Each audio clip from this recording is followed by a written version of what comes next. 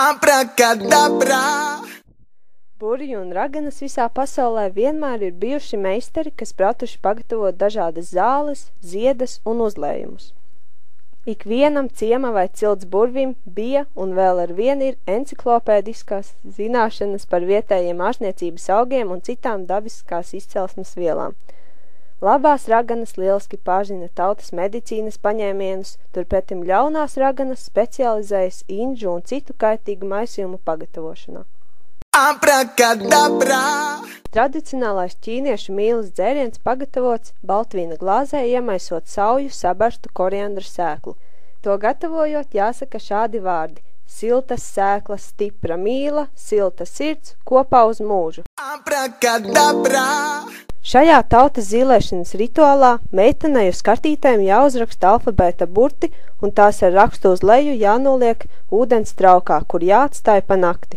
Tās kartītes, kas nākamajā rītā tiks atrastas ar rakstu uz augšu, parādīs meitenes nākamā vīra iniciāļus. Abracadabra! Ja tev ir slikti ieradumi, piemēram, tu nelasi grāmatas, bet beidzot gribi sākt lasīt, tev noteikti palīdzēs burvju ābols. Ābolu pārgriež uz pusi, tad ābola puses uzdur uz koka iesmiņa, apsien ar lenti un aprok. Kad ābols sapūs, problēma pazudīs. Abracadabra!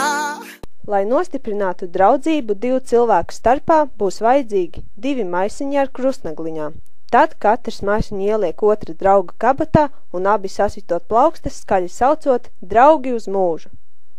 Abracadabra! Augu maģisko iedarbību var izmantot arī vēstuļu rakstīšanā, bet vēstuli raksta ar sarkanu tinti, sauktu par dūjas asinīm. Lai kādi vēlējumi vēstulē būtu izteikti, tie noteikti piepildīsies.